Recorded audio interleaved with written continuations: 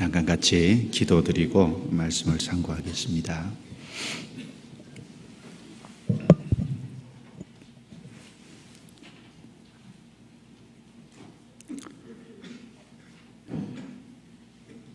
은혜와 사랑이 무한하신 살아계신 우리 아버지 하나님 감사합니다. 저희가 죄 가운데 있을 때 주님께서 그 보혈로 우리의 모든 죄를 씻어주셔서 하나님의 자녀로 불러주시고 썩지 않고 더럽지 않고 쇠하지 아니하는 하늘에 속한 영광스러운 기업을 가진 하나님의 자녀로 삼아주신 은혜를 감사합니다. 또 남은 생에 그 무한하신 은혜와 자비로 변함없이 저희를 붙잡아 주시고 바른 길을 가게 해주신 것 감사합니다. 오늘 이 시간도 주님이 함께 해주시고 도와주셔서 마땅히 깨달아야 되고 알아야 될 말씀을 알 수 있게 해주시고 우리의 마음 문을 활짝 열어주셔서 주님의 귀한 말씀이 우리의 심령에 박힌 목처럼 깨달아질 수 있도록 도와주옵소서. 저희의 연약하고 부족함을 더욱 하나님께 고백하고 말씀으로 더욱 변화시켜 주시기를 또한 간절히 간구합니다. 주님께서 말씀으로 생명이 되고 능력이 되고 힘이 되고 위로가 되게 도와주옵소서. 이 시간 전국에 또한 곳곳에서 복음이 증거되고 있습니다. 주님 어느 곳에서나 함께해 주시고 집회가 진행되는 모든 곳에 주님의 역사만이 나타나고 영광만이 드러날 수 있도록 도와주시고 말씀을 대언하는 모든 분들과 함께 하셔서 힘을 더해 주옵소서. 해외 각 지역에 주님 더욱 함께 해주시고 어려운 여건 가운데서도 주님을 사랑하고 복음을 사랑하는 모든 분들 도와주셔서 힘있게 이 마지막 시대에 복음 전하고 살 수 있도록 인도해 주옵소서. 서울 각 지역에 진행되는 집회도 함께 해주시고 구원을 받는 역사가 일어나도록 도와주옵소서. 특별히 전도하는 전도자들과 함께 해주시고 도와주옵소서. 이 시간 이 자리에 참석하지 못한 모든 분들에게도 주님께서 은혜로 붙잡아 주시고 세워 주옵소서. 주 예수님 이름으로 기도드리옵니다. 아멘. 성경 말씀 시편 22편을 찾겠습니다. 죄송합니다. 이사야 22장입니다. 예. 이사야 22장.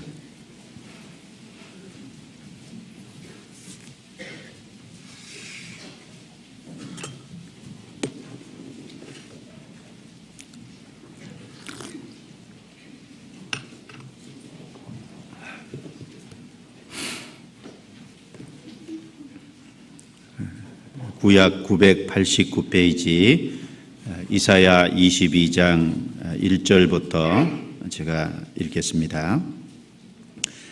이상 골짜기에 관한 경고라. 내가 지붕에 올라가면 어쩌민고 헌화하며 떠들던 성 즐거워하던 고울이여 너의 죽임을 당한 자가 칼에 죽은 것도 아니요 전쟁에 사망한 것도 아니며 너의 가는들은 다 함께 도망하였다가 활을 버리고 결박을 당하였고 너의 멀리 도망한 자도 발견되어 다 함께 결박을 당하였도다. 이러므로 내가 말하노니 돌이켜 나를 보지 말지어다. 나는 슬피 통곡하겠노라. 내 딸 백성이 패멸하였음을 인하여 나를 위로하려고 힘쓰지 말지니라. 이상의 골짜기에 주 만군의 여호와께로서 이르는 분요와 발핀과 혼란의 날이여 성벽에 무너뜨린가 산악에 사무치는 부르짖는 소리로다. 엘람 사람은 전통을 졌고 병거탄 자와 마병이 함께하였고 기르 사람은 방패를 드러내었으니 병거는 너의 아름다운 골짜기에 가득하였고 마병은 성문에 정렬되었도다. 그가 유다에게 덮였던 것을 벗김에 이 날에야 내가 숲을 곳간에 병기를 바라보았고 너희가 다윗성에 무너진 곳이 많은 것도 보며 너희가 아래못에 물도 모으며 또 예루살렘의 가옥을 계수하며 그 가옥을 헐어 성벽을 경곡해도 하며 너희가 또 옛 못의 물을 위하여 두 성벽 사이에 저수지를 만들었느니라. 그러나 너희가 이 일을 하신 자를 앙망하지 아니하였고 이 일을 옛적부터 경영하신 자를 존경하지 아니하였느니라. 그 날에 주 만군의 여호와께서 명하사 통곡하며 애워하며 머리털을 뜯으며 굵은 배를 띠라 하셨거늘 너희가 기뻐하며 즐거워하여 소를 잡고 양을 죽여 고기를 먹고 포도주를 마시면서 내일 죽으리니 먹고 마시자 하도다. 만군의 여호와께서 친히 내 귀에 들려 가라사대 진실로 이 제약은 너희 죽기까지 속하지 못하리라 하셨느니라. 주 만군의 여호와의 말씀이니라. 주 만군의 여호와께서 가라사대 너는 가서 그 국고를 막고 궁을 차지한 샘나를 보고 이르기를 내가 여기 무슨 관계가 있느냐? 여기 누가 있기에 여기서 너를 위하여 묘실을 팠느냐?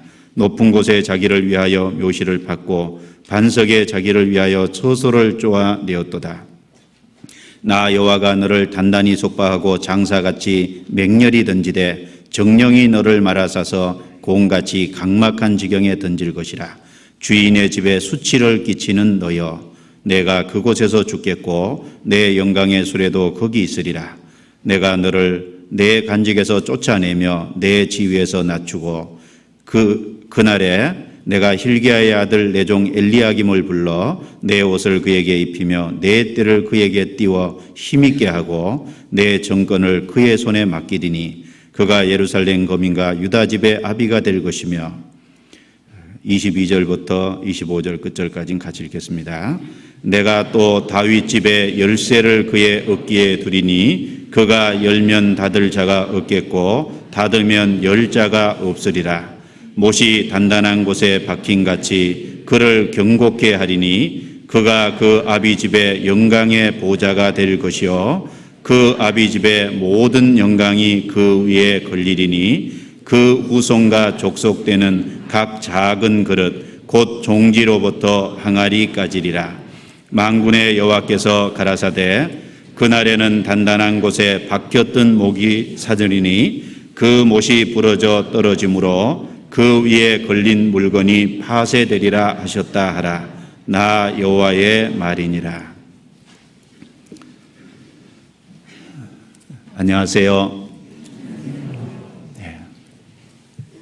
이번 주간에 담임 목사님께서는 속초에서 집회를 하고 계시고 홍정현 목사님은 서울 강서에서 서도성 목사님은 호주에 집회차 출국해 계십니다. 그리고 서울 지역에서도 서초의 두복린 전사님 또 죽전 교구 집회를 우리 최은우 전사님 또 소집회는 이재우 전사님께서 지금 하고 있습니다.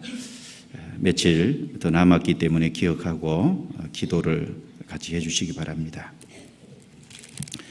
이제 오늘 이사야 22장 내용을 좀 같이 생각하면서 우리 신앙적인 교훈을 좀 받을까 합니다.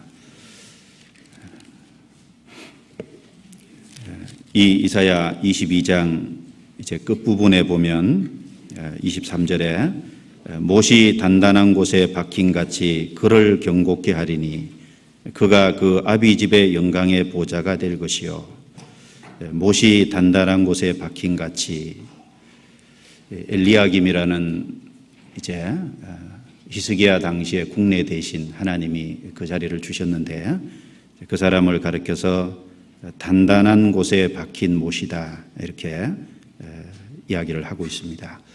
근데 이 엘리야김은 나중에 25절에 보면 파쇄됐다고 얘기했습니다. 엘리야김을 하나님이 세우고 엘리야김을 든든케 할 때 엘리야김이 든든케 되므로 단단한 곳에 박힌 못같이 되었을 때 그 가족의 모든 사람이 그 위에 걸려서 안전함을 얻었습니다. 그 영화를 같이 누렸는데 엘리야김이 파쇄됨으로 말미암아 거기에 걸렸던 모든 것이 영화가 다 파쇄되리라고 얘기했습니다. 그런데 이 엘리야김은 이제 예수님의 모형입니다. 그래서 엘리야김은 일시적인 단단한 곳에 박힌 못이지만 예수님은 정말 단단한 곳에 박힌 못 같은 분이십니다. 그래서 예수님에게 의지하고 예수님에게 걸린 사람은 다 안전함을 얻게끔 되어 있습니다. 그래서 단단한 곳에 박힌 못 그랬는데 그 제목으로 오늘 같이 생각해 보려고 하는데 이제 그 부분만 볼 게 아니라 이사야 22장 전체를 함께 좀 오늘 상고를 해보려고 합니다. 이사야 그 13장부터 23장까지 이제 긴 이제 중간부에 이제 이방 이스라엘 주변의 이방 열국들의 심판에 대해서 하나님이 계속 얘기를 하고 있습니다. 바벨론, 아시리아, 또 이제 모압, 애국, 구스 등등 이제 여러 이방 나라들에 대해서 하나님께서 심판을 얘기하시는 과정 속에 이사야 22장은 하나님께서 이스라엘을 심판할 것에 대해서 이제 말씀을 하고 있는 겁니다.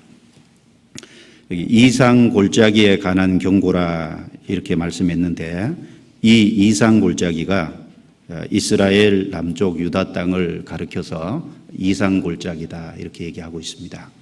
하나님께서 남유다 이스라엘 백성들이 범죄함으로 바벨론이라는 세력을 끌어들이고 또 아시리라는 세력을 끌어들여서 하나님이 이스라엘을 심판할 것을 이제 말씀한 내용입니다. 역사 속에서 이제 아수르라는 나라가 산헤립 이제 왕이 있을 때 이스라엘을 침략했습니다. 그리고 느부갓네살 당시 바벨론 제국에서 이스라엘을 침략했습니다.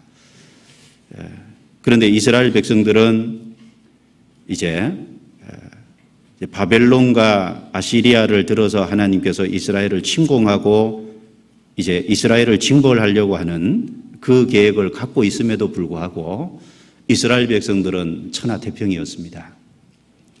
눈이 감겨 있었기 때문에 평안할 거다, 전쟁은 없을 거다 그렇게 안심하고 있었습니다. 그렇게 안심하고 있다가 하나님께서 그 두 나라를 끌어들여서 이스라엘을 징벌하실 때 갑자기 어려움을 겪게 된 겁니다. 그 갑자기 어려움을 겪게 될 때 그들은 전쟁이 일어나는 전쟁을 대비하는 과정 속에서 그들의 이제 반응과 행동들이 여기 기록이 되어 있습니다. 사람은 어려울 때 자기 마음속에 있는 것이 외부로 드러나게 되어 있잖아요.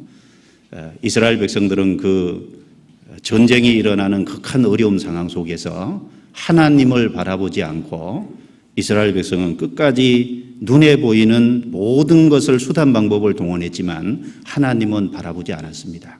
끝까지 하나님은 바라보지 않았는데 그래서 그 전쟁의 마당에 도망가는 사람도 있고 그 전쟁통에 인간적인 모든 수단 방법을 강구해 가지고 전쟁 대비는 하지만은 하나님은 안 바라봤다고 돼 있고 또 뒤에 넘어가면은 이제 그 전쟁통에서 전쟁이 일어나면 어차피 죽을 거니까 내일 죽으리니 먹고 마시자.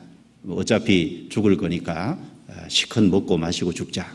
그래서 쾌락주의로 치닫는 사람도 있었다고 돼 있습니다. 그래서 하나님께서 그런 사람들을 가르쳐서 그 사람들의 죄악은 죽기까지 사하지 못하리라. 그런 사고방식 가지고 사는 사람들은 하나님이 반드시 징벌하실 것을 여기 경고를 하고 있습니다. 그리고 그 난리와 전쟁통에도 자기 직분과 자기 지위를 이용해서 셈나라는 사람은 이제 그 당시에 이제 국내 대신이었는데 국고를 맡고 궁을 차지한 높은 관직에 있으면서 그 전쟁통에 자기를 위해서 자기 이익을 채우는 사람도 있었다고 되어 있습니다. 그런데 그 당시에 이제 하나님을 사랑하고 하나님을 믿는 엘리야김이라는 사람도 있었던 겁니다. 그래서 하나님께서 셈나를 이제 내보내고 엘리야김을 이제 국내 대신으로 세워서 그 사람을 경고케 하고 단단히 박힌 모처럼 경고케 하리라고 약속해 줬습니다. 그리고 그 엘리야김이 경고할 때 엘리야김을 통해서 많은 사람이 안전함을 얻고 그 영화를 같이 누리게 됐던 것이 맞습니다. 그래서 이 이사야 22장 전체 내용이 이제 그런 내용인데 이제 조금 하나하나 좀 생각을 같이 해보겠습니다. 우리 시대도 하나님께서 마지막 심판을 예고하고 있지 않습니까? 하나님께서 환란을 얘기하셨고 마지막 종말에 대한 얘기를 계속 하고 있습니다. 그래서 마지막 심판을 우리는 사실 앞두고 있고 그리고 인생을 살아가다 보면 개인적으로나 가정적으로나 그리고 사업을 할 때도 또 혹은 직장 생활을 하는 동안에 또 외부적인 여러 가지 환경 속에 어려움이 있을 겁니다. 그래서 이 어려움을 겪을 때 이스라엘 백성들이 여러 가지 반응한 모습들은 이 시대 우리 자신에게도 교훈이 될 겁니다. 어느 것이 맞고 어느 것이 틀린지 이제 어떤 행동이 바른 것인지 이제 이 말씀을 통해서 한번 교훈을 받으려고 합니다. 먼저 8절을 같이 보겠습니다. 8절.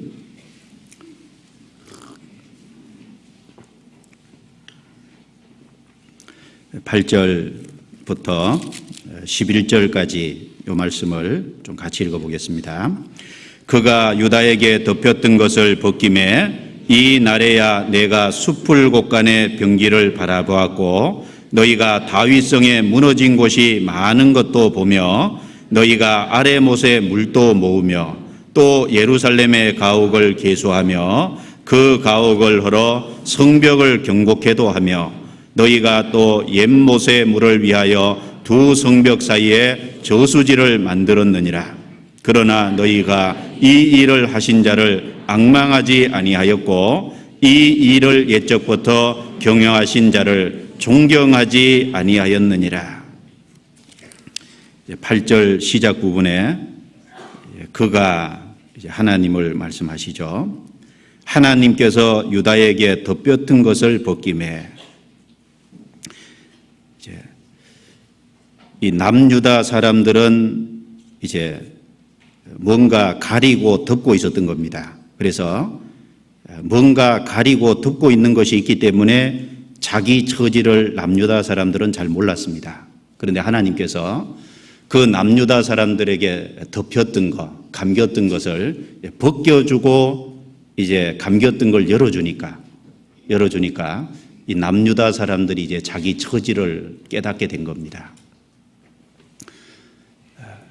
이걸 통해서 이제 우리에게 아마 중요한 교훈을 준다고 생각합니다. 그다 유다에게 덮였던 것을 벗김에 하나님께서 이제 덮였던 것을 벗겨주니까 정신 차리게 되고 정신 차리고 보니까 전쟁이 바로 코앞에 닥쳐 있잖아요.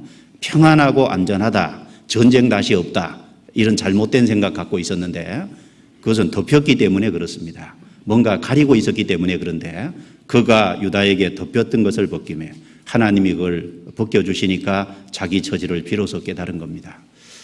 인생도 이제 이 말씀을 통해서 교훈을 얻을 수 있는 건 인생은 아담 안에 나면서부터 사실은 다 덮여 있고 감겨 있는 겁니다. 인간은 이 땅에 태어날 때부터 덮여서 났고 감겨서 난 겁니다. 하나님이 하시는 일은 그 덮이고 감겼던 것을 벗기고 열어주는 역할을 하나님께서 하고 계십니다. 인간은 아담 안에서 덮여서 태어나기 때문에 자기 처지를 사실 잘 모릅니다. 덮여 있기 때문에 어디서 왔는지도 모르고 어디로 가는지도 모르잖아요. 하나님께서 열어주지 않으면은 하나님이 계신지도 잘 모릅니다. 하나님이 열어주시지 않으면 내세가 있는지도 잘 모르고 하나님이 열어주시지 않으면 자기가 죄인이라는 사실도 모르고 하나님이 그 덮였던 것을 벗겨주지 않으면 예수님이 우리를 위해서 죽었다는 것도 알 수 없잖아요. 예수님이 우리 죄를 용서해 주셨다는 것도 열어주지 않으면 알 수 없습니다. 하나님께서 열어주시지 않으면 성경도 모르게 돼 있고 하나님이 열어주시지 않으면 구원받고 난 이후에 그리스도인들에게 주실 영광이 얼마나 큰지도 잘 모릅니다. 하나님께서 열어주시지 않으면 신령한 것을 볼 수 없습니다. 그가 유다에게 덮였던 것을 벗김에 인간은 아담 안에서 덮여놨습니다.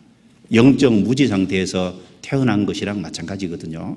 몇 군데 한번 보겠습니다. 오늘 본문이니까 여기 접어두시고 이사야 29장입니다. 이사야 29장.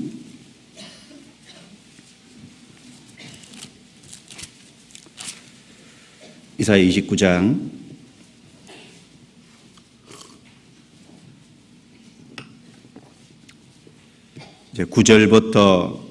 9절부터 12절까지 같이 읽어봅니다.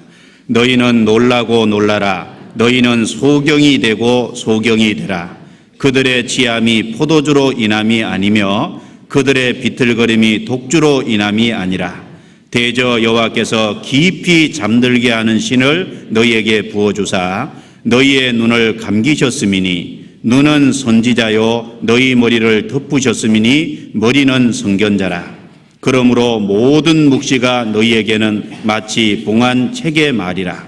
그것을 유식한 자에게 주며 이르기를 그대에게 청하노니 이를 읽으라 하면 대답하기를 봉하였으니 못하겠노라 할 것이요 또 무식한 자에게 주며 이르기를 그대에게 청하노니 이를 읽으라 하면 대답하기를 나는 무식하다 할 것이니라. 깊이 잠들게 하는 신을 너희에게 부어주사 너희 눈을 감기셨음이니 너희 머리를 덮으셨음이니 눈이 감기고 머리가 덮여져 있기 때문에 감기고 덮여져 있으면 아무것도 모르잖아요. 그래서 하나님의 묵시를 갖다가 이제 읽어보라고 하니까 봉안책의 말처럼 유식한 자도 그것을 못 읽고 무식한 자도 그 뜻이 무엇인지 모르는 겁니다. 그래서 12절에 또 무식한 자에게 주며 이르기를 그대에게 청하노니 이를 읽으라 하면 대답하기를 나는 무식하다 할 것이니라. 이 한마디로 이제 영적인 무지입니다. 하나님이 이제 감기고 덮어놨기 때문에 감기게 하고 덮어놨기 때문에 아무것도 모릅니다. 인간은 사실 하나님께서 그 마음을 열어서 이제 보게 해주지 않으면은요 아무것도 사실 모르는 겁니다. 개인적으로도 구원받기 전에 이 성경 배우기 전에 어디로 가는지 그게 정확지 않았잖아요. 죽음 건너편에 영원한 내세 그리스도가 나를 위해서 하신 일 그 모든 것이 감긴 겁니다. 로마서 11장도 한번 넘겨보겠습니다. 로마서 11장 몇 구절 한번 찾아보죠.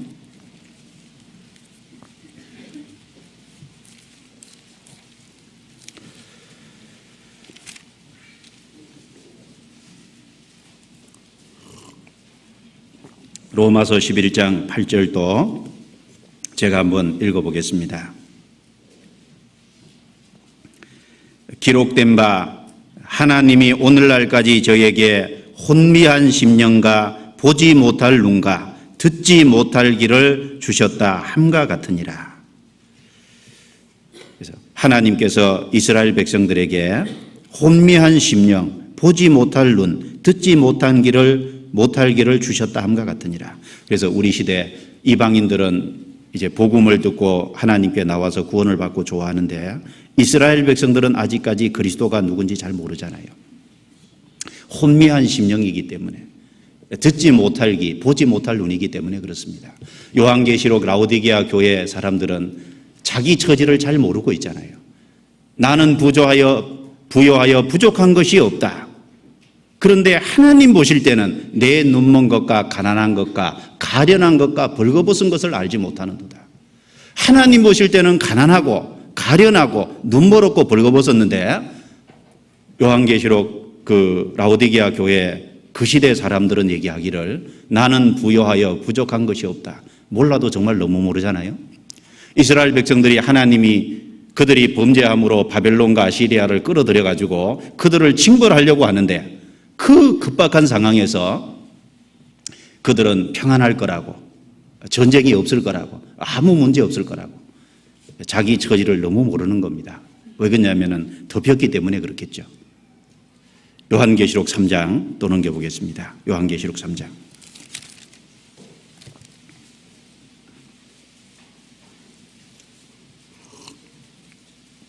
요한계시록 3장 17절 18절 403페이지 같이 한번 읽겠습니다. 내가 말하기를 나는 부자라 부요하여 부족한 것이 없다 하나 내 공고한 것과 가련한 것과 가난한 것과 눈먼 것과 벌거벗은 것을 알지 못하도다.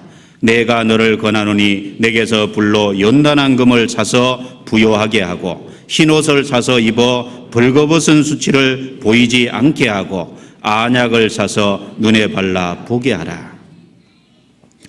하나님이 그들을 보실 때는 너무 가난하고 공고하고 가련하고 눈먹고 벌거벗는 그들의 영적인 상태가 그런데 그들은 육신적으로 부요하다는 이유 때문에 부요하여 부족한 것이 없다. 그래서 하나님이 그들을 향해서 안약을 사서 눈에 발라 보게 하라. 감겨 있으니까 모르니까 안약을 사서 눈에 발라 보게 하라. 안약이 뭐겠습니까? 하나님의 말씀이겠죠.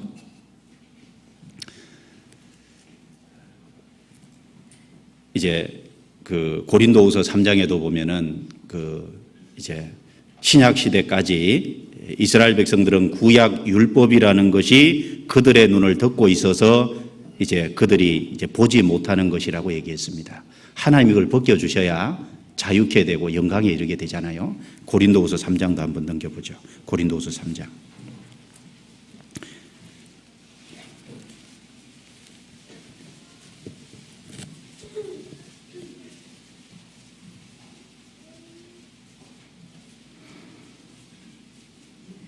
고린도후서 3장 14절 제가 읽겠습니다. 그러나 저희 마음이 완고하여 오늘까지도 구약을 읽을 때 그 수건이 오히려 벗어지지 아니하고 있으니 그 수건은 그리스도 안에서 없어질 것이라. 오늘까지 모세의 글을 읽을 때 수건이 오히려 그 마음을 덮었도다. 그러나 언제든지 주께로 돌아가면 그 수건이 벗어지리라. 주는 영이시니 주의 영이 계신 곳에는 자유함이 있느니라. 18절 같이 읽습니다. 우리가 다 수건을 벗은 얼굴로 거울을 보는 것 같이 주의 영광을 보매 저와 같은 형상으로 하하여 영광으로 영광에 이르니 곧 주의 영으로 말미암음이니라. 수건이 오히려 그 마음을 덮었도다. 이제 율법 안에 얽매여 가지고 그 율법을 지켜서 하나님께 나아가는 줄 알고 있는 그 율법이 덮고 있기 때문에 그리스도가 보이지 않는 겁니다. 주께로 돌아가면 그 수건이 벗어지리라. 주는 영이시니 주의 영이 계신 곳에는 자유함이 있느니라. 지금도 얼마나 많은 사람들이 이제 그리스도의 복음을 제대로 보지 못하고 율법이라는 수건이 덮고 있습니다. 덮고 있어서 그 복음을 받아들이면 자유함이 있을 건데 죄에서 자유케 되고 심판에서 자유케 되고 영원한 지옥에서 자유케 될 건데 그 율법이 그 사람 마음을 덮고 있는 겁니다. 그 사람 눈을 가리고 있는 겁니다. 주의 영이 계신 곳에는 자유함이 있느니라. 우리가 다 수건을 벗은 얼굴로 거울을 보는 것 같이 주의 영광을 보매 저와 같은 형상으로 화하여 영광으로 영광에 이르니 곧 주의 영으로 말미암으니라. 그래서 이 이스라엘 백성들 이 자기 처지를 잘 모르고 하는 그 이유는 이제 덮여 있기 때문에 그렇고 감겨 있기 때문에 그런데 이 성경 전체에서 하나님이 하는 역사는 벗겨주고 열어주는 역사를 하고 있다는 것을 우리가 전체적으로 성경 전체에서 좀 이해할 수 있습니다. 그리고 인간이 왜 덮여지고 감겨졌냐 하면은 죄 때문에 그렇잖아요. 아담 때부터 불순종 죄 때문에 인간은 덮여지고 감겨졌는데 하나님의 신령한 것을 보는 쪽으로는 다 감겨버렸는데 세상 것을 보는 것은 밝아졌잖아요. 그런데 하나님께서 그 덮였던 것을 벗기고 열어주면은 그때부터 이렇게 많은 것을 볼 수 있게 되는 겁니다.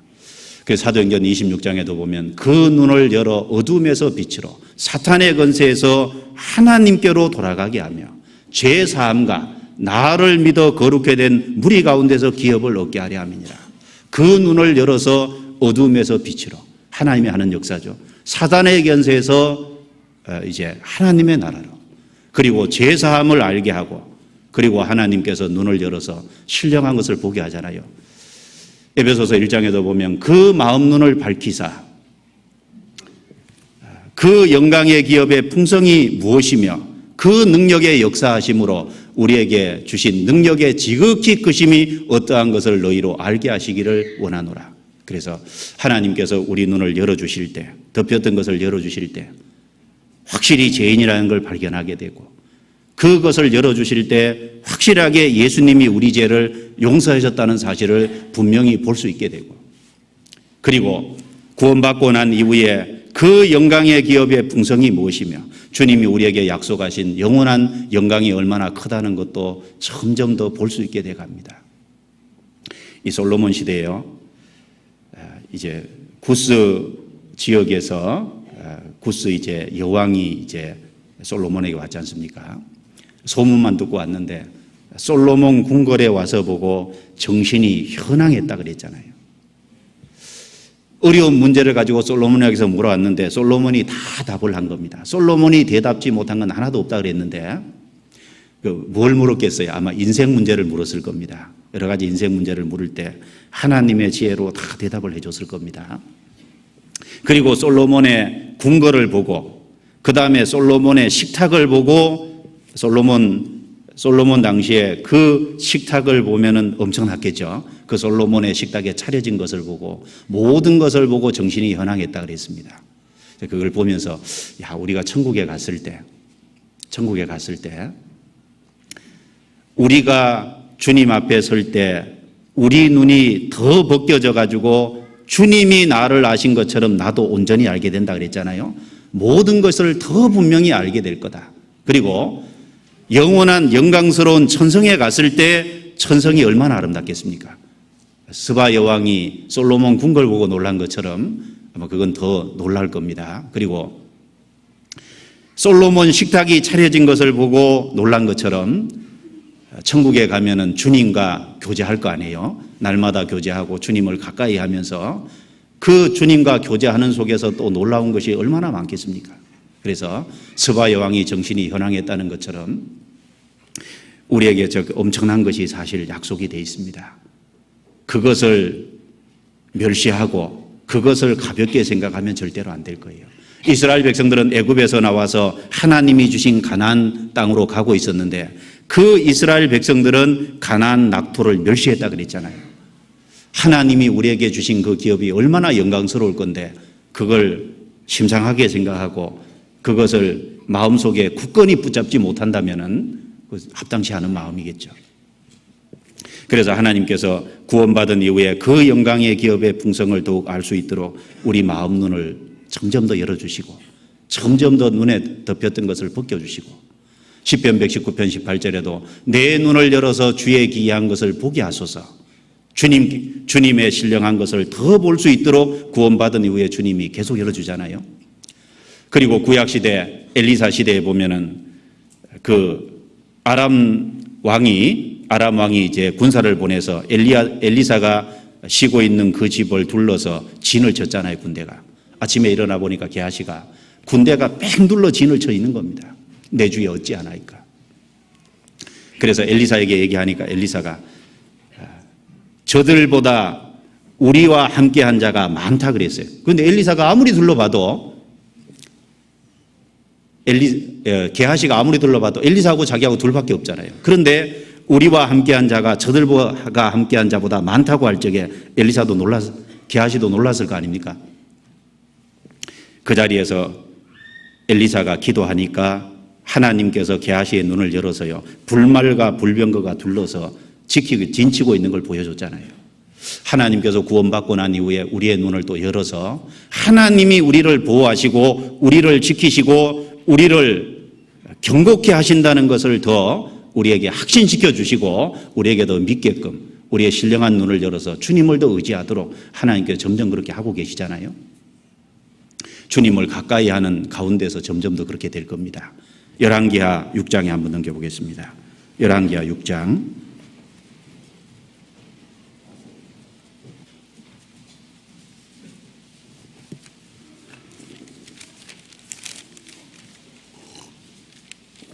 열왕기하 6장 16, 17절 같이 읽겠습니다. 대답하되 두려워하지 말라. 우리와 함께한 자가 저와 함께한 자보다 많으니라 하고 기도하여 가로되 여호와여 원컨대 저의 눈을 열어서 보게 하옵소서 하니 여호와께서 그 사안의 눈을 여심해 저가 보니 불말과 불병거가 산에 가득하여 엘리사를 둘렀더라. 기도하여 가로되, 기도할 때 눈이 열려지고 눈이 열려짐으로 불말과 불병거가 산에 가득하여 엘리사를 둘리고 있는, 보호하고 있는 것을 보게 해줬습니다. 우리도 이제 기도한다는 건 주님과 가까이 하는 거죠. 주님과 가까이 하는 생활, 주님 앞에 기도하는 생활을 통해서 어려운 가운데서 주님이 우리를 지켜주시고 우리를 보호하고 계시다는 것을 더 보고 더 믿고 더 확신하게끔 하나님께서 우리 눈을 점점 열어가시잖아요. 그리고 우리 눈을 구원받고 난 후에 점점 열어서 요즘 이제 주일마다 계속 배우고 있죠. 우리 영혼의 눈이 밝아지면 정말 가치 있는 것이 뭔지, 가치 없는 것이 뭔지 더 보게 하잖아요. 정말 하나님 앞에 보물이 뭔지 그것을 더 보게끔 하나님께서 틀림없이 하십니다. 그래서 감겨 있으면 아무것도 모르지만 하나님께서 열어주시니까 자기 처지를 알고 정신 차린 것처럼 하나님께서 아담 안에서 감겼던 우리를 열어서 구원받게 하시고 이 시간까지 인도해 오신 겁니다. 그리고 하나님께서 어떤 사람에게 점점 더 열어주시고 보여주시냐, 겸손하고 간절히 주님을 의지하고 간구하는 사람에게 더 보여주는 것이 틀림없잖아요. 그래서 고린도전서 2장에 보면 우리가 세상의 영을 받지 않고 하나님께로 온 영을 받았으니 이는 하나님이 우리에게 주신 은혜로 주신 것들을 알게 하려 함이라. 세상의 영을 받지 않고 하나님께로 온 영을 받았습니다. 그리고 하나님의 은혜로 주신 것들을 점점 더 알아가잖아요. 근데 점점 더 알아가려면 간절하고 겸손한 마음으로 정말 찾아야 될 거 아니에요. 주님을 더 붙잡아야 될 겁니다. 마태복음 11장 25절 이후에도 보면은 예수께서 대답하여 가라사대 이것을 지혜롭고 슬기 있는 자들에게는 숨기시고 어린아이에게는 나타내심을 감사하나이다. 옳소이다. 이렇게 된 것이 아버지의 뜻이나이다. 어린아이와 같이 겸손한 마음으로 간절히 보고자 하는 그런 마음을 가지고 주님을 찾으면은 주님께서 더 열어주실 겁니다. 그리고 성경을 가까이 하는 사람에게 더 열어줄 거 아니에요. 시편 119편 130절에 보면 주의 말씀을 열무로 우둔한 자에게 깨닫게 하나이다. 우둔한 자에게 비치어 깨닫게, 주님의 말씀을 점점 더 가까이 할 때 우리의 신령한 눈이 점점 더 열릴 것이 틀림없을 겁니다. 시편 19편도 한번 보겠습니다. 시편 19편.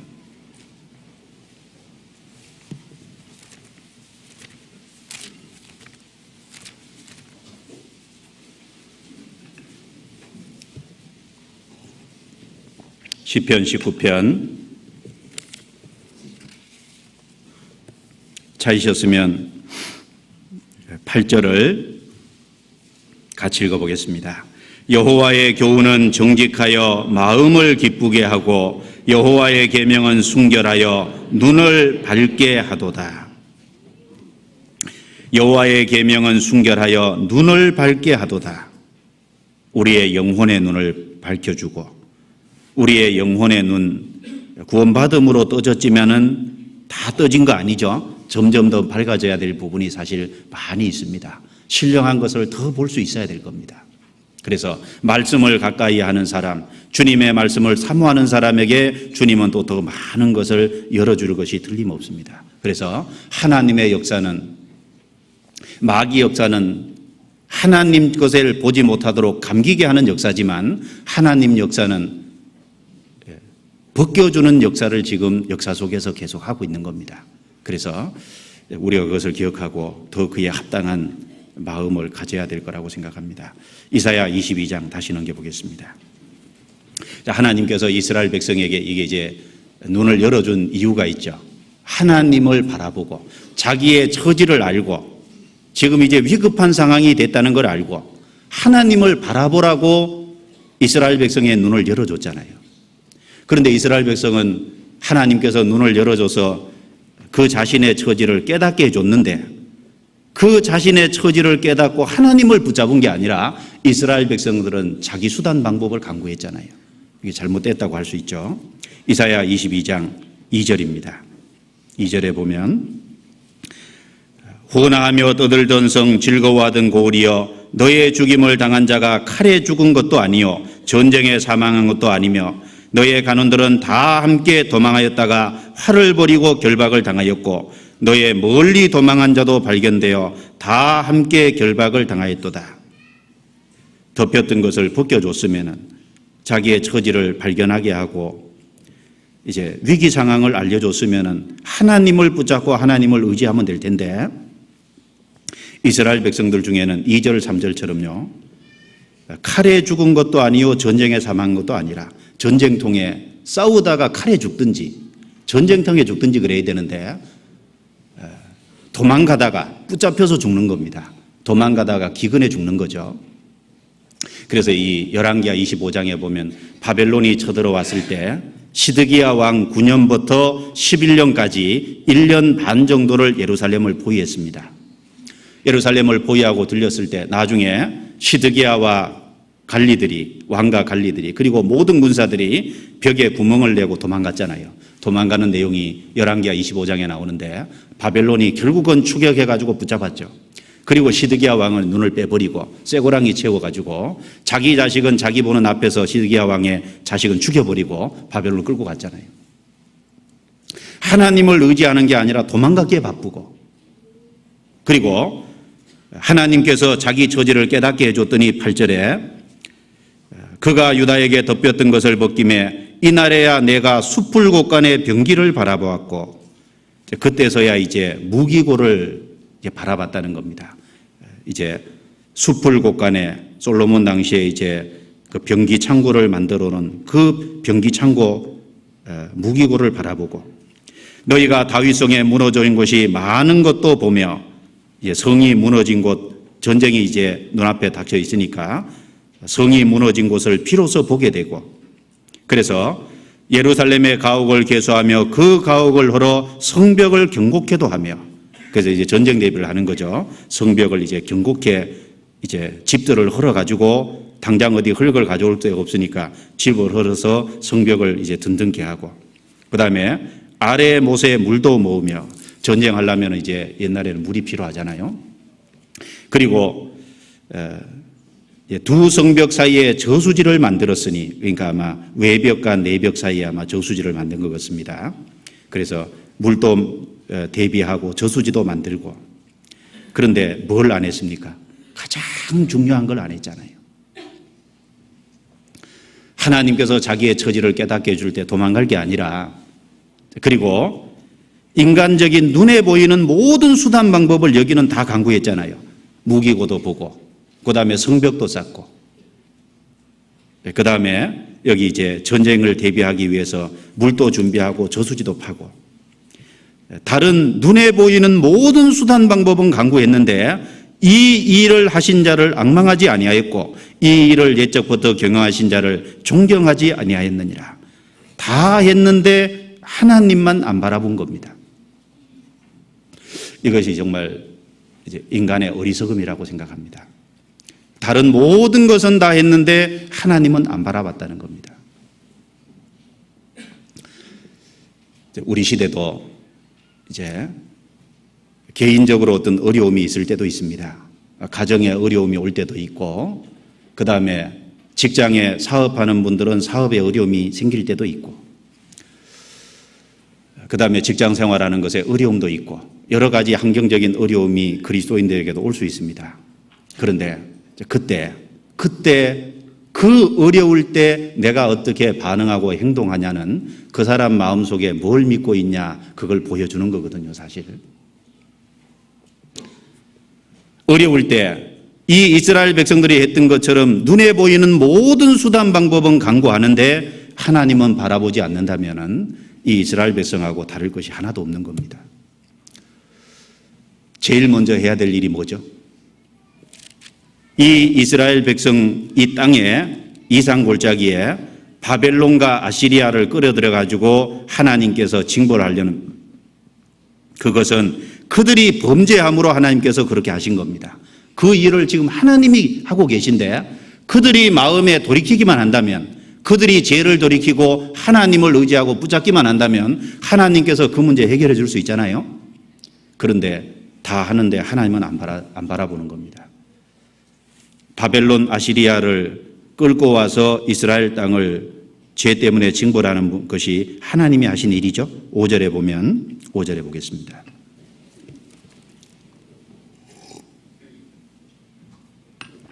5절 제가 읽죠.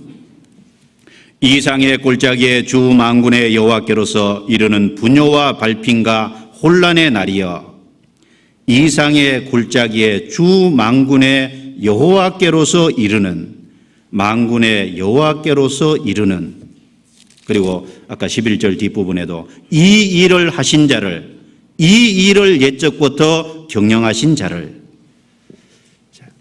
이스라엘에게 닥친 이 어려운 일도 우연히 온 게 아닙니다. 그들이 범죄함으로 하나님이 경영하시는 일이고 하나님께서 하시는 일입니다.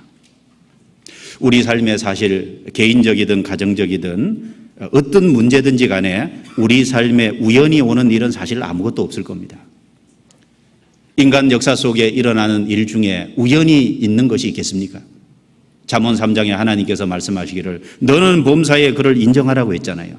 범사가 뭡니까? 크든 작든 모든 일에 하나님을 인정하라 그랬거든요. 너는 범사에 그를 인정하라. 그리하면 내 길을 지도하시리라. 하나님께서 모든 것을, 상황과 형편 같은 것을 하나님께서 경영하고 계시다는 걸 인정하고 하나님을 바라보는 것이 가장 먼저 해야 될 일인 겁니다.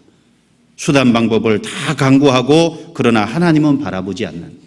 그리고 이스라엘 백성들은 또 이런 어려움이 있을 때 애굽으로 쫓아갔죠. 아시리아가 쳐들어오고 그리고 바벨론이 쳐들어왔을 때 애굽의 도움을 구하러 밑으로 내려갔잖아요. 그거 잘못된 거죠. 이사야 30장도 넘겨보겠습니다. 이사야 30장.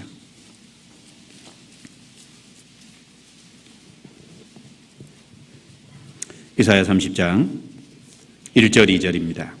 같이 읽겠습니다.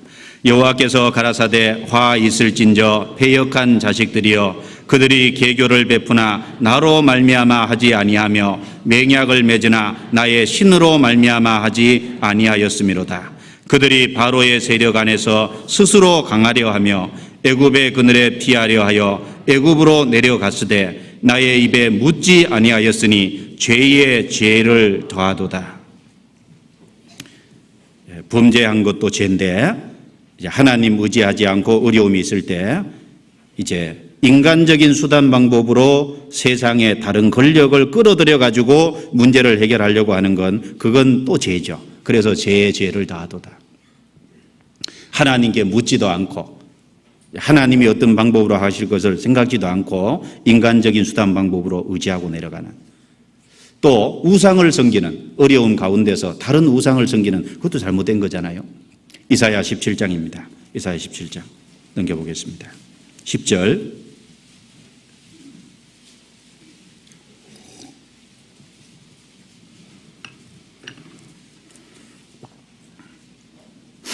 이사야 17장 10절 11절을 제가 읽습니다.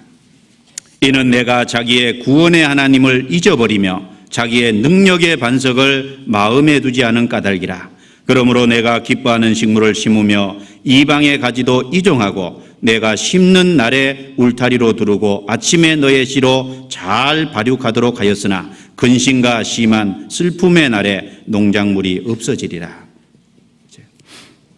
구원의 하나님을 잊어버리고 능력의 반석을 마음에 두지 않고 이방의 가지를 끌어와서 이종하고 식물을 심었다. 이 말은 이방이 섬기는 우상을 끌어다 가지고 그것을 의지하려고 하는, 그러나 결국은 열매를 맺지 못한다는 얘기를 하고 있습니다. 그래서 우리 시대, 우리 주변에 많은 어려운 일이 일어나는데 작게는 질병부터 시작해서 크게는 이제 가정에 또 여러 환경적인 많은 것들이 일어날 때 우리는 과연 누구를 의지하고 누구를 바라봐야 될 거냐. 여러분, 질병이 생겼을 때 물론 병원 가죠.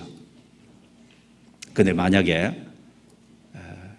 정말 하나님을 의지하는 마음으로 하나님께서 의사의 손을 들어서 하나님께서 약을 통해서 나를 고쳐줄 것이라는 믿음을 가지고, 그런 약을 하나님이 이 땅에 약을 만드는 재료도 하나님이 주신 거고, 그리고 인간의 몸을 만든 것이 하나님이고, 그 인간의 몸 자체의 기능을 이제 인간이 연구해가지고 깨닫게 한 것도 그거 다 하나님의 지혜니까 하나님께서 고쳐주시려는 믿음을 가지고 의지하는 가운데서 병원도 찾고 약도 먹는 게 필요하잖아요. 그런데 만약에 우리 마음속에 크든 작든 어떤 병과 질병이 들었을 때 하나님을 의지하는 마음 없이 병원부터 쫓아가고 약복도 먹는다면 그것도 이제 사실 하나님 앞에 합당치 않을 거예요. 작은 것부터. 그래서 이 이스라엘 왕 중에 아사 왕이라는 사람이 발에 병이 들어 죽게 되었을 때요, 하나님 의지하지 않고 의원에게 보였다고 하나님 결국은 낫지 않게 죽여버렸잖아요. 한번 성경 한번 같이 봅시다. 역대하 16장. 역대하 16장.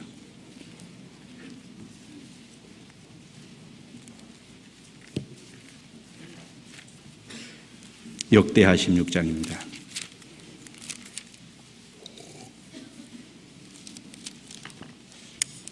역대하 16장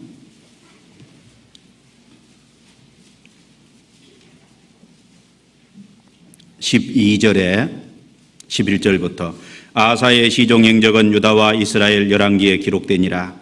아사가 왕이 된 지 39년에 그 발이 병들어 심히 중하나, 발이 병들어 심히 중하나, 아마 치명상이 될 정도로 병이 아마 심했던 것입니다. 병이 있을 때 같이 읽습니다. 저가 여호와께 구하지 아니하고 의원들에게 구하였더라. 이제 여호와께 구하지 아니하고 의원들에게 구하였더라. 아마 하나님을 의지하는 마음 없이 이제 의사만 의지하려고 했던 것 같아요. 그래서 여호와께 구하지 않고 의원에게 구하였더라. 결국 죽었잖아요. 이게 이제 잘못된 것으로 나와 있습니다. 그래서 작게는 질병부터 시작해서 가정의 어떤 문제, 직장의 문제, 모든 문제가 생길 적에 사람 의지할 거냐, 재물 의지할 거냐, 인간적인 수단 방법 동원할 거냐, 어떤 주변에 있는 환경적인 거 의지할 거냐, 아니면 하나님을 의지할 거냐. 하나님 의지해야죠. 너희는 인생을 의지하지 말라.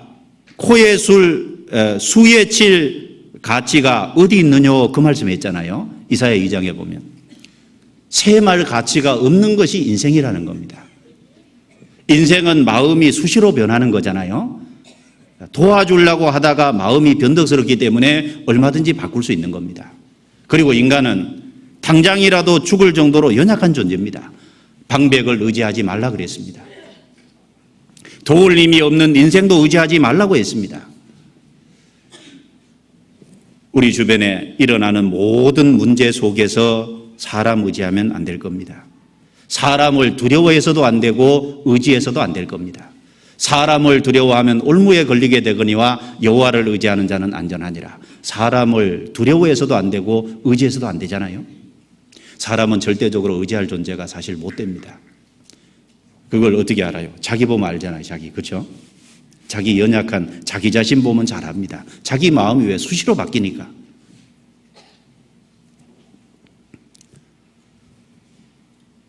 그래서 사람에게 쫓아가는 것은 하나님 앞에 그 잘못된 것일 거예요. 그리고 두 번째, 재물 의지해도 안 될 거지 않습니까? 우리가 이제 재물에 대해서 주일날 계속 배우는데, 하나님을 의지하지 않고 재물을 의지한다. 재물이 있는 사람은 자기도 모르게 재물이 자꾸 성처럼 여겨질 거예요. 성처럼 여겨질 건데, 그 재물 의지하는 것은 하나님 보실 때 정말 잘못된 마음이죠. 주머니에 돈이 좀 있으면 마음이 든든하고, 주머니에 돈이 없으면 마음이 좀 불안하고, 뭔가 좀 합당치 않은 마음이지 않습니까? 잠언 18장 한번 넘겨보겠습니다. 잠언 18장.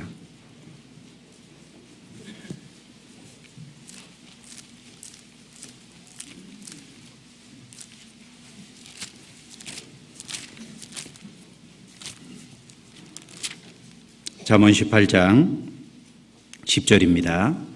같이 읽어봅니다. 여호와의 이름은 견고한 망대라. 의인은 그리로 달려가서 안전함을 얻느니라. 부자의 재물은 그의 견고한 성이라. 그가 높은 성벽같이 여기느니라.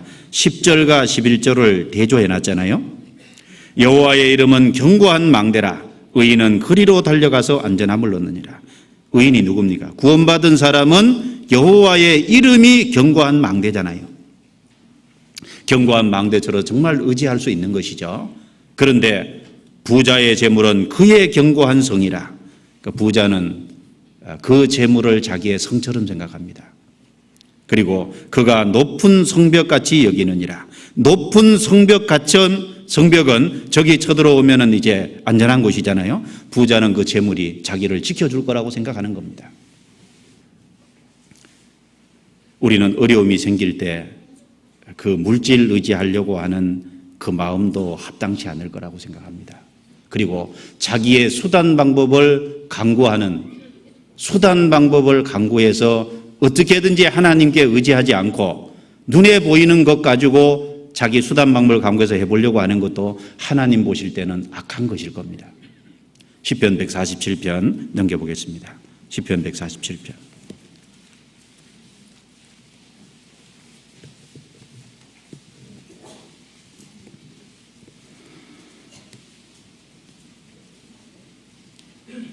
시편 147편 10절 11절 같이 한번 읽어보겠습니다. 여호와는 말의 힘을 즐거워 아니하시며 사람의 다리도 기뻐 아니하시고 자기를 경외하는 자와 그 인자하심을 바라는 자들을 기뻐하시는도다.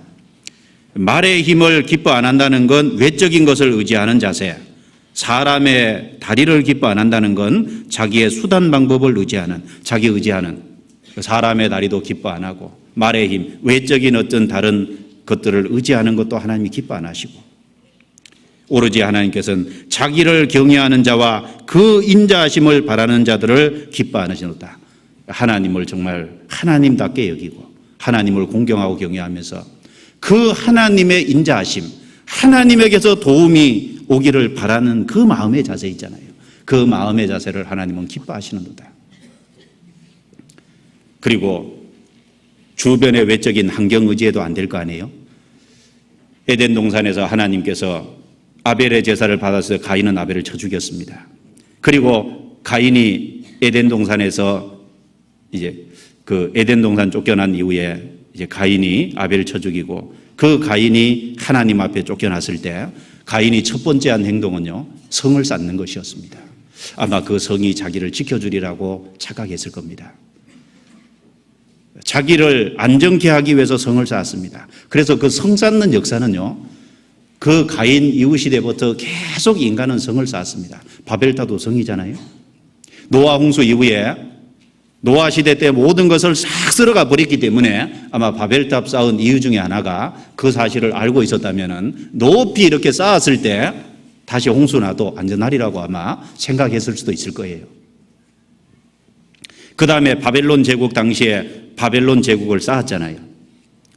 이 바벨론 제국의 마지막 왕이 벨사살 왕인데 다니엘서 5장에 나오죠. 이 벨사살 왕 당시에 바벨론 제국이 얼마나 견고한 성이었냐 하면요, 외벽과 내벽 이중성이 쌓여 있고, 그리고 이제 성벽 위에 2대의 마차가 4마리 말이 이제 끄는 2대의 마차가 교차해 가지고 달려도요 될 정도로 성벽 폭이 그만큼 넓었대요.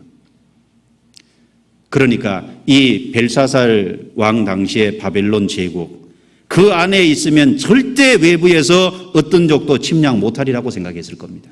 그런데 그 직사각형인 성의 가운데 유프라테스 강이 흐르고 있었잖아요.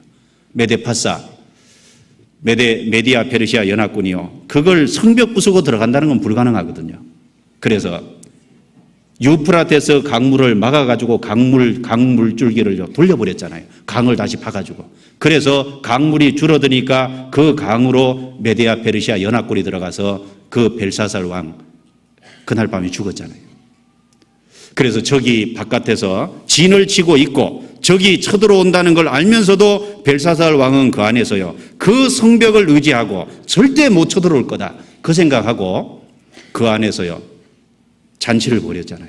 왜? 안전하다고 생각했거든요. 그 벨사살 왕은 그 성을 의지하다가 결국 망했잖아요. 그리고 에돔이라는 나라도 이제 지금 밝혀지기를 페트라라고 하는 바위성을 건설해서 그 위에 살았는데 그 높이가요 한 200m 정도 되고, 그리고 그 성 안으로 들어가려면요 좁은 5, 6명의 남자가 통과할 수 있는 그런 길이요 한 1km 이상 길게 있었기 때문에 소경 5명만 안에 있어도요, 군인이 있어도요 절대 들어올 수 없는 아주 난공불락의 석이었답니다. 그런데 그 페트라도 결국, 그 에돔이라는 나라도 결국 망했잖아요. 그 성이 자기를 지켜주지 못합니다. 역사가 그것을 다 증거하고 있잖아요. 구원받은 사람이 우리 주변에 있는 어떤 환경과 어떤 외부적인 것을 의지하는, 그거 안전하지 못한 겁니다. 우리가 정말 어려움이 있을 때, 힘든 일이 있을 적에, 그것이 개인적이 됐든 가정의 일이 됐든 직장의 일이 됐든 사업이 됐든 어떤 일이 됐건 간에 그 어려움이 있을 때 그 어려움을 허락하신 분도 주님일 거예요. 그리고 그 허락하신 것이 주님이라는 걸 인정하고 자기를 살피고 주님을 바라보려고 해야 될 겁니다. 잠언 30장에 보면은 힘이 약한 종류로 돼 바위 바위 사이에 집을 짓는 사방가, 그런 이제 말씀이 있습니다. 힘이 약한 종류고 작은 거지만 집을 바위 사이에 짓습니다. 너구리의 일종이죠. 그 사바는요 늑대가 나타나면 쏙 들어갑니다. 사자가 나타나도 쏙 들어가요. 여우가 나타나도 쏙 들어갑니다. 자기 피할 바위를 만들어 놓은 겁니다. 구원받은 사람은 외부에 어떤 어려움과 힘든 일이 있을 적에 주님께 피하는 연습해야 되는 거죠. 주님께 의지하는 연습을 해야 될 겁니다. 작든 크든. 그게 이제 훈련이 되면 나중에 큰 어려움도 주님께 맡길 수 있을 거예요. 날마다 우리 짐을 지시는 주라 그랬습니다. 주님은 우리 짐을 져주시려고 실제로 하시는 거거든요. 시편 한번 넘겨보겠습니다. 시편 68편입니다.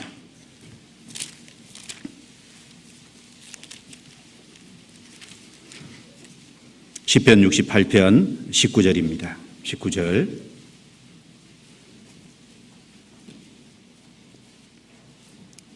같이 읽어보겠습니다. 날마다 우리 짐을 지시는 주, 곧 우리의 구원이신 하나님을 찬송할지로다. 그래서 날마다 우리 짐을 지시는 주, 어려움이 있을 때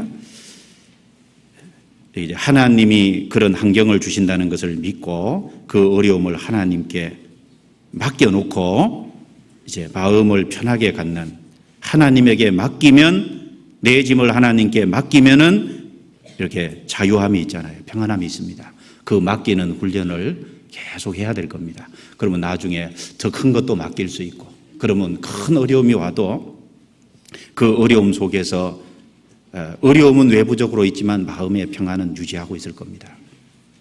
아무것도 염려하지 말고 오직 모든 일에 기도와 간구로 너희 구할 것을 감사함으로 하나님께 아뢰라.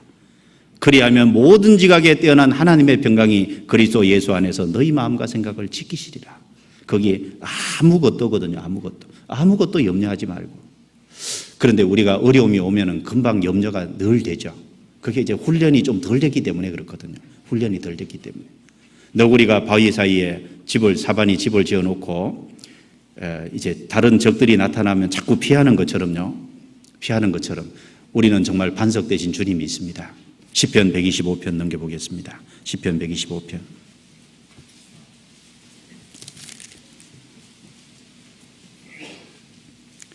시편 125편 1절 2절 같이 읽습니다.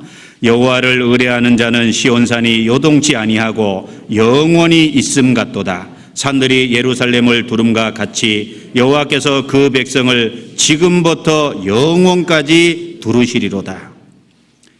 여호와께서 그 백성을, 특별히 이 백성 중에 구원받은 백성은 더 중요한 백성이잖아요. 지금부터 영원까지 두르시리로다. 그래서 이제 하나님을 의뢰하는 그 사람, 그 사람은 하나님께서 두르시고 지켜주십니다. 그래서 하나님께서 우리의 성가각이 되어주시잖아요. 이사야 26장입니다. 이사야 26장 넘기겠습니다.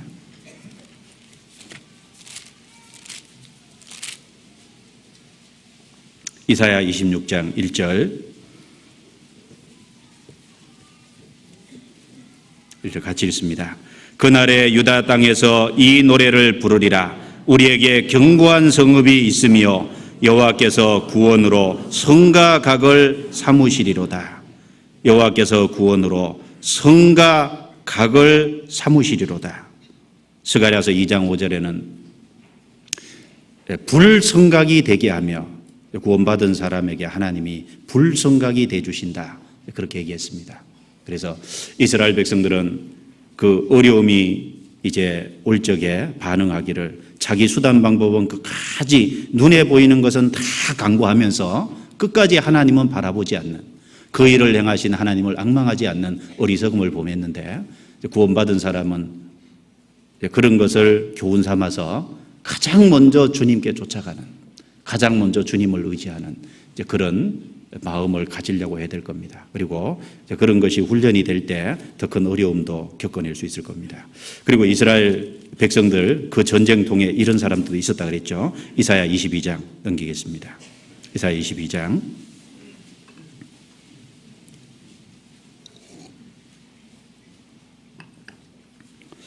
12절 제가 읽습니다. 그날에 주 만군의 여호와께서 명하사 통곡하며 애워하며 머리털을 뜯으며 굵은 배를 띠라 하셨거늘 너희가 기뻐하며 즐거워하며 소를 잡고 양을 죽여 고기를 먹고 포도주를 마시면서 같이 읽습니다. 내일 죽으리니 먹고 마시자 하도다. 만군의 여호와께서 친히 내 귀에 들려 가라사대 진실로 이 제약은 너희 죽기까지 속하지 못하리라 하셨느니라. 주 만군의 여호와의 말씀이니라. 위기를 이제 겪을 적에 전쟁통이니까요. 어차피 전쟁이 일어나서 지금 우리가 저 아시리아 바벨론 못 이기니까 전쟁이 일어났으니까 양을 죽여 고기를 먹고 포도주를 마시면서 전쟁통에 죽느니 심하게 먹고 죽자. 이제 인생 쾌락주의, 향락주의죠. 하나님께서 그 어려움을 주신 이유는 자기를 살피고 돌아보게 하신 건데 오히려 그 어려운 상황에서 이렇게 쾌락주의로 빠지고 향락주의로 빠지고 하나님을 의지하지 않는, 그런데 하나님께서 이런 제약은 죽기까지 사하지 못하리니, 이 말씀이 뭘까요? 그런 사람은 반드시 하나님이 심판하리라는 겁니다. 그런 사고방식으로 사는 사람은 하나님이 가만히 안 두시겠다는 얘기죠. 어려움 속에서 이제 될 대로 되라는 식으로 살아가는 사람이 있잖아요. 그리고 어려움 속에서 오히려 더 악한 방탕으로 나아가는 사람, 그런 사람은 뭔가 정말 잘못된 사람일 겁니다. 일락을 사모하는 자는 살았으나 죽었느니라. 디모데전서 5장에 그랬죠. 하루하루의 즐거움을 쫓아 사는 사람, 영원한 내세의 가치, 미래를 바라보고 사는 것이 아니라 일락을 사모하는 자, 하루하루의 즐거움을 추구하면서 살아가는 그런 잘못된 사고방식 갖고 사는 사람, 하나님이 심판하실 겁니다. 속지 말라 그랬습니다. 이 세상 사람들은 이렇게 사는 사람도 꽤 있을 겁니다. 그런데 구원받은 사람은 아마 틀림없이 이런 사람이 없을 겁니다. 그리고 이 어려운 난리통에 샘나와 같은 그 한 간직에 있고 자기 지위를 이용해서 자기 이욕을 챙기는 사람도 있었죠. 15절입니다. 주 만군의 여호와께서 가라사대 너는 가서 그 국고를 막고 궁을 차지한 샘나를 보고 이르기를 내가 여기 무슨 관계가 있느냐, 여기 누가 있기에 여기서 너를 위하여 묘시를 받느냐, 높은 곳에 자기를 위하여 묘시를 받고 반석에 자기를 위하여 처소를 쪼아내었도다. 나 여호와가 너를 단단히 속박하고 장사같이 맹렬히 던지되 정령이 너를 말아 싸서 공같이 각막한 지경에 던질 것이라. 주인의 집에 수치를 끼치는 너여, 내가 그곳에서 죽겠고 내 영광의 수레도 거기 있으리라. 내가 너를 내 간직에서 쫓아내며 내 지위에서 낮추고. 이 샘나라는 사람, 이 난리통에요, 자기를 위하여 묘시를 파고 자기를 위해서 처소를 쪼아냈고 직분을 이용해서 자기의 어떤 그 지위를 이용해서 그것을 이제 자기 이익의 수단으로 삼는 사람. 그래서 하나님께서 이 사람을 간직해서 쫓아낸다 그랬습니다. 그래서 나중에 히스기야 시대 때 보면요, 이때는 국고를 맡은 사람인데 나중엔 서기관으로 나옵니다. 그리고 나중에 바벨론이 침공했을 때 바벨론에 포로 잡혀가죠. 그래서 거기서 하나님이 죽게 만들었습니다. 하나님께서 단단히 싸가지고 강막한 지경에 던질 것이라 그랬습니다. 주인의 집에 수치를 끼치는 자였습니다. 자, 이것을 우리에게도 교훈이 될 겁니다. 가룟 유다는 이제 12제자가 될 뻔했는데 하나님이 주신 그 기회를 스스로 저버렸습니다. 자, 구원을 받은 사람은 하나님의 집, 여호와의 집, 하나님의 몸된 교회에 그리스도인이라는 하나님이 주신 놀라운 지위와 위치가 있잖아요. 구원받은 사람은 그 하나님의 아들이라고 하는 놀라운 지위와 권세를 줬잖아요. 요한복음 1장에 보면 영접하는 자 곧 그 이름을 믿는 자에게는 하나님의 자녀가 되는 권세를 주셨으니 그 권세라 그랬거든요. 하나님의 영원한 기업을 상속받을 하나님의 자녀라고는 놀라운 권세, 그리고 그리스도인이라고 하는, 그리스도를 소유한 사람이라고 하는 놀라운 이름을 줬습니다. 그런데 그 그리스도인이라는 놀라운 지위와 위치를 가지고 있으면서도 자기만 위해서 사는 사람, 하나님의 일보다는 자기를 위해서 바쁜 사람, 그것도 주인의 집에 수치를 끼치는 사람 아닙니까? 나는 하나님 앞에 정말 하나님의 집에 영광을 돌리는 사람인지 하나님의 집에, 주인의 집에 수치를 끼치는 사람인지 우리 스스로 한번 돌아봐야 될 거 아닙니까?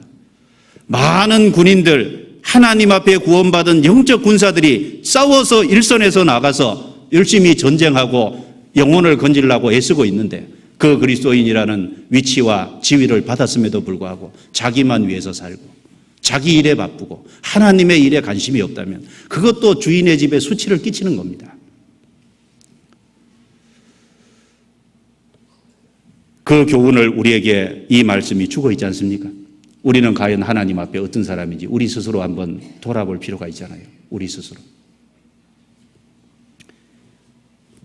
내 간직에서 쫓아내면 내 지위에서 낮추고 하나님께서 주신 그 놀라운 것을 이제 우리에게 주셨는데 우리는 그리스도인이라는 그 위치를 잊어버리진 않죠. 그러나 하나님 앞에 섰을 때 하나님이 주시기로 한 그 영광을 얻지는 못할 겁니다. 각 사람이 행한 대로 하나님이 영광을 주신다 그랬습니다. 우리는 정말 이 땅을 살아갈 적에 영원한 가치를 둔 것을 위해서 정말 열심히 살아야 될 거예요. 죽도록 충성하라. 그리하면 내가 생명의 면류관을 주리라. 충성하는 데 정도가 죽도록 충성하라. 그런데 그 요한계시록 2장에 있는 그 말씀을 볼 때마다 무슨 생각하셔요? 죽도록 충성하라. 하나님을 위해서 일하고 하나님을 위해서 수고하고 살아가면서 나는 너무 많이 수고했다고, 나는 너무 많이 일했다고 그럴 수 있는 사람이 어느 누가 있겠습니까? 아무도 없을 겁니다. 성경에 죽도록 충성하라 그랬습니다. 이 셈나처럼 주인의 집에 수치를 끼치는 사람이 되어서는 안 될 겁니다. 하나님 앞에 소제를 드릴 적에요, 소제에 들어가지 말아야 될 것이 두 가지 있잖아요. 하나는 누룩이고 하나는 꿀입니다. 꿀은 자기 영광을 얘기하죠. 그래서 하나님 앞에 자기 영광을 위해서 사는 빌립보서 3장 넘겨보겠습니다. 빌립보서 3장.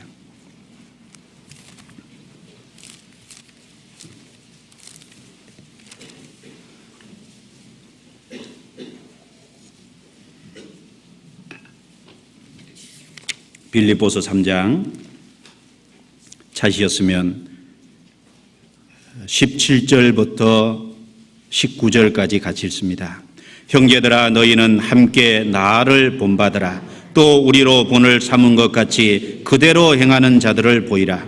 내가 여러 번 너희에게 말하였거니와 이제도 눈물을 흘리며 말하노니 여러 사람들이 그리스도의 십자가의 원수로 행하느니라.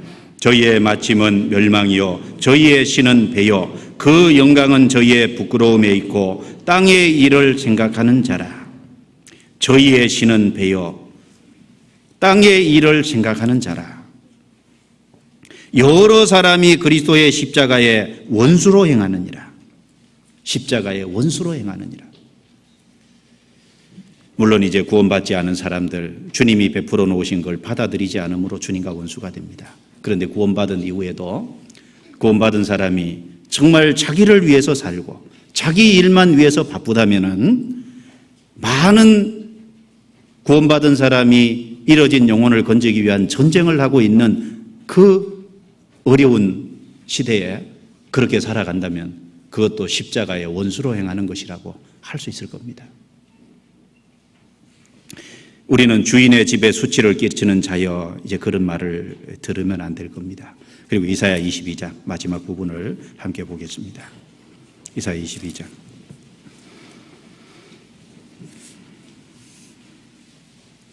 이사야 22장. 그래서 하나님께서 셈나를 간직에서 쫓아내고 지위에서 낮추고, 그리고 그날에 내가 hil기야의 아들 20절입니다. 내 종 엘리야김을 불러 내 옷을 그에게 비며 내 띠를 그에게 띄어 힘있게 하고 내 정권을 그의 손에 맡기리니 그가 예루살렘 거민과 유다 집의 아비가 될 것이며, 내가 또 다윗 집의 열쇠를 그의 어깨에 두리니 그가 열면 닫을 자가 없겠고 닫으면 열 자가 없으리라. 못이 단단한 곳에 박힌 같이 그를 경고케 하리니 그가 그 아비 집의 영광의 보좌가 될 것이요 그 아비 집의 모든 영광이 그 위에 걸리리니 그 후손과 족속되는 각 작은 그릇 곧 종지로부터 항아리까지리라. 하나님께서 이 전쟁통에, 이 어려운 시대에도 하나님을 찾는 사람이 여기 있었습니다. 엘리야김. 하나님께서 이 사람을 단단한 곳에 박힌 못같이, 못이 단단한 곳에 박힌 것처럼 이 사람을 세워서 하나님께서 경고케 하신다고 했습니다. 그리고 그 아비 집의 영광이 되게 한다 그랬습니다. 그리고 이 사람이 단단한 곳에 박힌 못처럼 견고하게 될 때 그 위에 그 아비의 집의 모든 영광이 거기 걸린다 그랬어요. 그래서 그 아비 집의 모든 영광을 여기 구체적으로 이야기를 후손과 족속되는 각 작은 그릇 곧 종지로부터 항아까지라. 그 아비 집에 있는 모든 사람들을 얘기하겠죠. 모든 사람, 후손, 족속, 그리고 작은 그릇. 구원받은 사람을 이제 원래 성경에 사람을 그릇으로 묘사한 곳이 많이 있잖아요. 디모데후서 2장에는 보면 큰 집에는 금과 은의 그릇이 있을 뿐 아니요 나무와 질그릇도 있어 기 쓰는 것도 있고 천이 쓰는 것도 있나니 그러므로 누구든지 이런 것에서 자기를 깨끗하게 하면 기 쓰는 그릇이 돼요. 사람을 여기 그릇이라 그랬거든요. 여기 이제 그릇이라고 할 때도 사람들을 얘기합니다. 종기로부터 항아리까지 그 가정의, 그 가족의 모든 사람들이 엘리야김이 단단한 곳에 박힌 못이 될 때 그 위에 걸렸어요. 그 위에 걸려서 그 의지함으로 안전함을 얻고, 그리고 그 의지하는 가운데 엘리야김이 영화를 누림으로 거기 같이 영화를 누리게 된 겁니다. 그런데 어느 날 그 못이 사가버렸죠. 그래서 25절에 보면 만군의 여호와께서 가라사대 그날에는 단단한 곳에 박혔던 못이 사그리니 그 못이 부러져 떨어짐으로 그 위에 걸린 물건이 파쇄되리라. 그런데 엘리야김도 불완전한 존재잖아요. 엘리야김이 든든히 세워질 때 그 가족들이 전부 그 위에 걸려서 안전함을 얻고 영화를 누렸지만 파쇄됨으로 같이 그 가운데서 망했습니다. 이 엘리야김은 예수님의 그림자입니다. 엘리야김은 지속적인 단단한 곳에 박힌 못은 못 되었습니다. 그런데 예수님은 정말 단단한 곳에 박힌 못이잖아요. 여기 엘리야김을 이렇게 표현했습니다. 22절. 내가 또 다윗 집의 열쇠를 그의 어깨에 두리니 그가 열면 닫을 자가 없겠고 닫으면 열 자가 없으리라. 이 말을 신약 성경에 인용을 했는데 예수님에게 이 말씀을 적용했습니다. 요한계시록 3장 넘겨보겠습니다. 요한계시록 3장.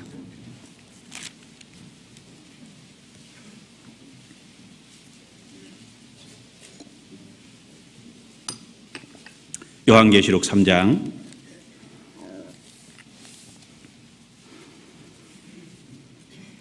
7절입니다. 빌라델비아 교회 사자에게 편지하기를 거룩하고 진실하사 같이 읽습니다. 다윗의 열쇠를 가지신 이 곧 열면 닫을 사람이 없고 닫으면 열 사람이 없는 그이가 가라사대. 여기 다윗의 열쇠를 가지신 이 열면 닫을 사람이 없고 닫으면 열 사람이 없는 그이가 가라사대. 엘리야김에게 했던 그 얘기를 지금 여기 예수님에게 적용을 하고 있습니다. 그래서 엘리야김은 예수님의 예표입니다. 엘리야김은 그 다윗 집의 열쇠를 가졌습니다. 국고를 맡았다는 거죠.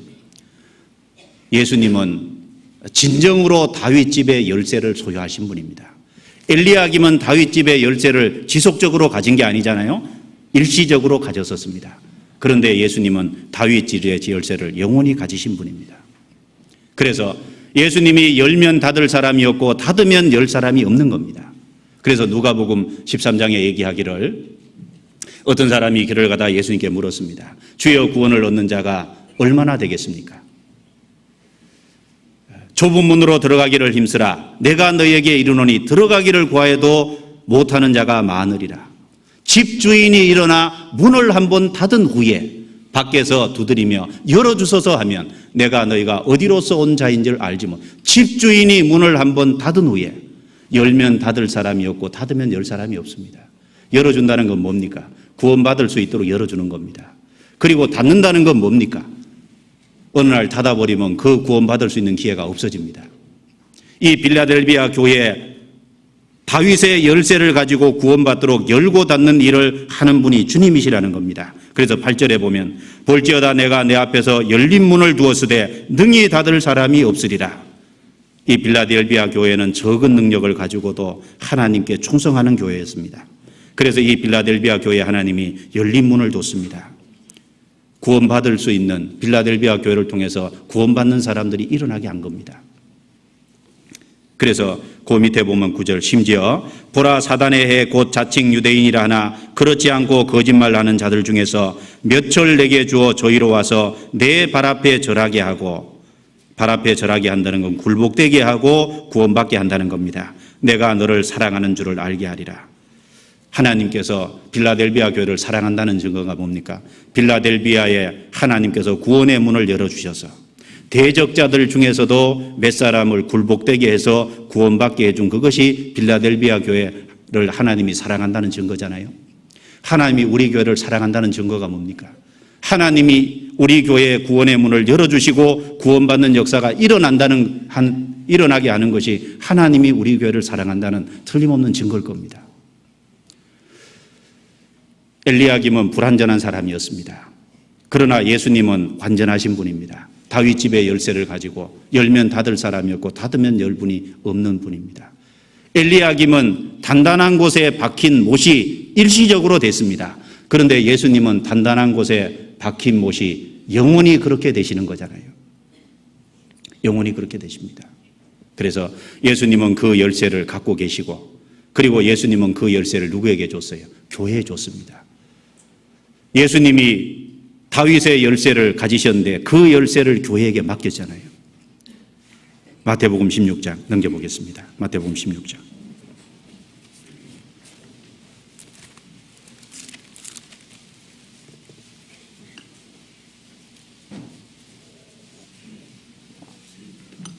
마태복음 16장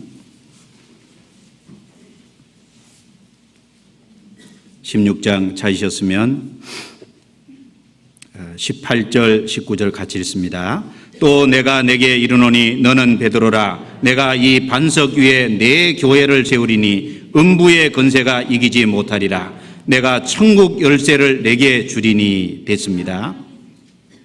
내가 천국 열쇠를 내게 주리니, 주님이 다윗의 열쇠를 가지셨고 그 천국 열쇠를 여기 교회에다 맡겼다고 되어 있습니다. 내가 땅에서 무엇이든지 매면 하늘에서도 매일 것이요 내가 땅에서 무엇이든지 풀면 하늘에서도 풀리리라. 매면 하늘에서도 매이고 땅에서 풀면 하늘에서도 풀리고. 그래서 우리가 이 땅에서 그 주님의 복음을 정말 전해가지고 다른 사람이 구원을 받게 하면 하나님께 하늘에서도 열립니다. 그런데 이 땅에서 우리가 아무것도 안 하고 가만히 있으면 하늘에서도 닫힐 겁니다. 그 교회를 통해서 하나님이 구원받는 역사를 지금 해가고 계십니다. 자, 엘리야김이 단단한 곳에 박힌 못이라 그랬잖아요. 그럴 적에 그 위에 그 아비의 집에 그 가족들이 전부 그 위에 다 걸렸습니다. 그리고 안전함을 얻었습니다. 예수님은 정말 단단한 곳에 박힌 못이죠. 그래서 모든 인류가 예수님 위에 걸려도 다 안전합니다. 한 사람이 순종하심으로 모든 사람이 의인이 되리라. 한 사람이 순종하심으로 많은 사람이 의인이 되리라. 그래서 한 사람 예수님께서 순종하셨다는 건 십자가에 죽으셔서 우리 죄를 용서하신 그 일을 하신 거잖아요. 예수님이 십자가에서 이루신 그 사실은 불변하는 진리잖아요. 그건 너무나도 확실한 사실 아닙니까? 못이 단단한 곳에 박히면 절대 요동 안 하는 것처럼 주님이 이루신 사실은 정말 불변하는 진리고 온전한 겁니다. 그래서 예수님이 하신 그 십자가의 사건은 단단한 못일 겁니다. 그래서 그 예수님 위에 모든 인간이 걸려도 사실 안전합니다. 그리고 엘리야김은 잠깐 경고케 됐다가 못이 사가버리니까 그 위에 걸렸던 사람이 다 파쇄됐습니다. 그런데 예수님은 영원히 삭지 않는 못이잖아요. 예수님은 안전한 못입니다. 예수님에게 걸려있으면 영원히 안전함을 틀림없이 얻는 겁니다. 그래서 영원히 주님 앞에 가서 영화를 같이 누리게 틀림없이 되는 거잖아요. 그리고 못이 이제 그 벽에 단단히 박혀 있으면은 그 못에 이렇게 걸려 있는 것처럼요. 우리가 이제 주님만 온전히 의지하는 것이 정말 필요한 거잖아요. 그래서 못 위에 이제 그냥 온전히 걸려 있는 것처럼 우리가 주님만 온전히 의지하면 구원을 받는 것이 맞고, 구원받은 이후에 주님 앞에 설 때까지도 주님만 온전히 의지하면 거기서 다 안전함을 틀림없이 얻게 될 겁니다. 그리고 못은 두 곳을 연결하는 곳이기도 하잖아요. 두 곳을 연결합니다. 예를 들면 이제 나무 같은 거 이렇게 둘이 이제 박아가지고 이렇게 연결하는 역할을 하잖아요. 그런 것처럼 예수님은 하나님과 우리를 연결시키는 중보자가 틀림없이 맞잖아요. 그래서 하나님은 한 분이시요 하나님과 사람 사이의 중보도 한 분이시니 곧 사람이신 그리스도 예수라. 못이 두 곳을 연결시키고 굳건히 만드는, 묶어져 있게 만드는 역할을 하는 것처럼 하나님 앞에 우리가 굳건히 묶어져 있는 역할, 연결되도록 하기 위해서 예수님께서 중보자가 되어주신 것이 틀림없습니다. 그래서 예수님은 단단한 못이기 때문에, 단단한 곳에 박힌 못이기 때문에 우리는 그 예수님을 의지할 때 전적으로 안전할 겁니다. 그리고 예수님만 단단한 못이 아니라 말씀도 단단한 곳에 박힌 못이죠. 말씀도. 전도서 12장입니다. 넘겨보겠습니다. 전도서 12장.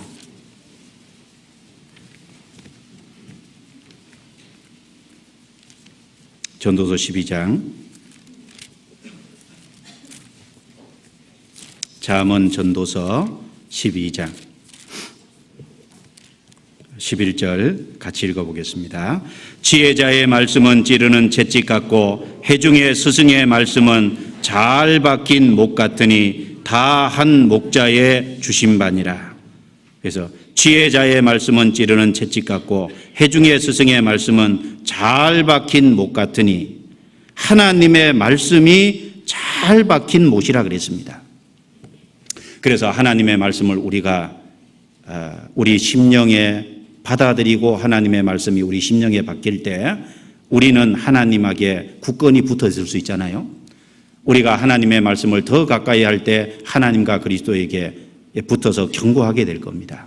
하나님의 말씀이 내 심령에 들어와서 견고하게 될 때 열매를 맺을 수 있을 겁니다. 하나님의 말씀이 내 마음속에 들어와서 견고하게 될 적에 그 말씀이 우리 믿는 자 속에서 역사한다는 것처럼 역사가 일어날 겁니다. 그런 의미에서 말씀도 잘 박힌 단단한 곳에 박힌 못과 같습니다. 그리고 하나님의 몸된 교회도 잘 박힌 못 같은 곳이라고 할 수 있겠죠. 하나님의 몸된 교회도. 잘 박힌 못은 요동치 않는 거잖아요. 아까 내가 내 교회를 세우리니 음부의 권세가 이기지 못하리라. 주님이 세운 그 교회는 음부의 권세, 마귀가 요동케 할 수 없는 겁니다. 음부의 권세가 이기지 못하리라. 그 주님의 몸된 교회에 내가 연결돼서 그 주님의 몸된 교회 안에서 내가 함께하는 것이 내가 요동치 않을 수 있는 곳이잖아요. 그리고 구원받은 사람도 엘리야김이 잘 박힌 곳에, 단단한 곳에 박힌 못이라고 얘기한 것처럼 구원받은 사람도 그렇게 될 수 있을 겁니다. 그 구원받은 사람을 이 단단한 곳에 박힌 못이라고 했을 때 단단한 곳이 주님이잖아요. 우리가 주님과 교회와 하나님의 말씀에 단단히 박혀 있을 때 우리도 거기서 다른 사람에게 영향력을 행사할 수 있을 거예요. 엘리야김이 단단한 곳에 박힌 못이 됐을 때 그 아비집의 모든 영광이 그 위에 걸린 것처럼 구원받은 사람이 주님의 말씀과 주님과 그리고 교회에 잘 연결돼서 굳건하게 박혀 있을 때 구원받은 사람을 통해서 또 역사가 일어날 겁니다. 그래서 성경에 다니엘 시대 때 다니엘이 이제 내가 한 사람을 얻었나이다. 다니엘 한 사람이 그 바벨론 제국 당시에 우상 숭배하는 이스라엘 백성들 그 우상을 척결하게끔 만들었잖아요. 그 큰 영향력을 행사했습니다. 사마리아 동네 우물가의 여인이 예수님을 바르게 알 적에 그 사마리아 수가 우물가의 그 여인 한 사람을 통해서요 많은 사마리아 동네 사람이 구원을 받았잖아요. 우리가 주님에게 잘 박혀 있는 못이 될 때 우리를 통해서 또 다른 사람이 구원받는 역사가 일어날 겁니다. 그래서 우리가 예수님에게 견고하게 붙어 있는 그런 신앙이 좀 돼야 될 거라고 생각합니다. 그래서 이 단단한 곳에 박힌 못 얘기할 때 엘리야김은 이제 일시적이지만 정말 예수님이 그런 분이라는 것을 우리가 깊이 생각하고 예수님에게 절대적으로 연결되고 그리고 예수님이 이루신 사실을 믿고 예수님에게 절대적으로 내 삶을 의지하고 살고 그리고 그렇게 함으로써 내 자신도 단단한 곳에 박힌 못이 될 수 있을 것이다 라고 생각합니다. 그리고 남은 생에 정말 다른 사람에게 영향력을 행사하는 다른 사람을 정말 도와주는 또 단단한 곳에 박힌 우리 각자가 되기를 바랍니다. 기도하고 마치겠습니다.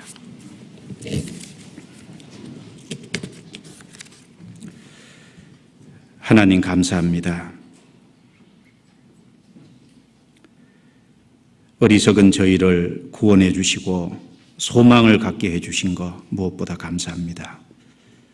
남은 생에 주님만 의지하고 살아갈 수 있도록 도와주옵소서. 이스라엘 백성들이 하나님께서 덮였던 것을 벗겨줄 때 하나님을 앙망하지 않고 인간의 수단 방법을 강구하고 하나님께 돌아오지 않았던 어리석은 모습을 저희가 배웠습니다. 우리의 삶에 모든 어려움이 있을 때 주님에게 쫓아갈 수 있도록 도와주시고 주님을 의지할 수 있도록 우리의 삶을 다스려 주셔서 우리가 또 다른 사람을 도와줄 수 있는 지체가 될 수 있도록 주님 역사해 주시고 인도해 주옵소서. 우리 모두를 주님이 귀하게 사용해 주시고 이끌어 주옵소서. 예수님 이름으로 기도드리옵니다. 아멘. 찬송가 342장 어려운 일 당할 때 하고 마치겠습니다.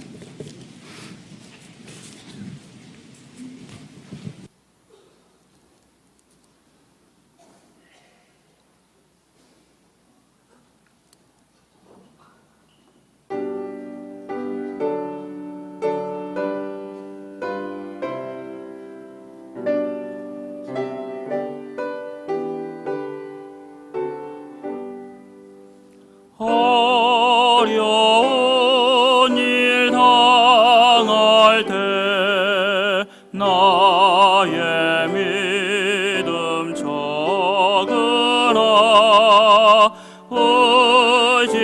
의지하는 내 주를 더욱 의지합니다. 세월 지나갈수록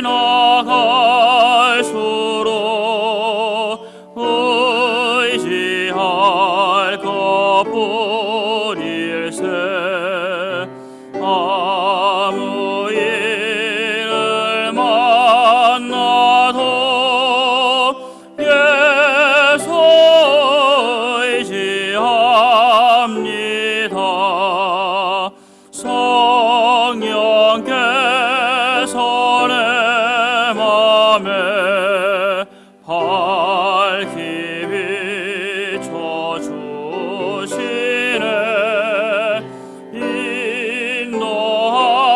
인도하심 따라서 주만 의지합니다.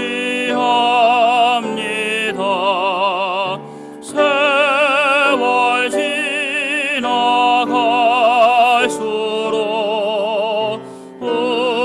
의지할 거부릴세 아무 일을 만나도 예수 의지합니다. 밝을 때에 노래며 어두울 때에 기도와 위태할 때 도움을 주께 간구합니다.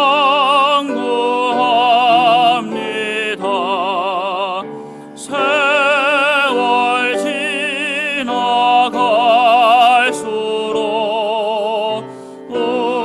의지할 거부릴세 아무 일을 만나도 예수 의지합니다. 생명이 있을 동안에 예수 의지합니다. 천국 올라가도록 의지할 거부릴세 세월 지나갈수록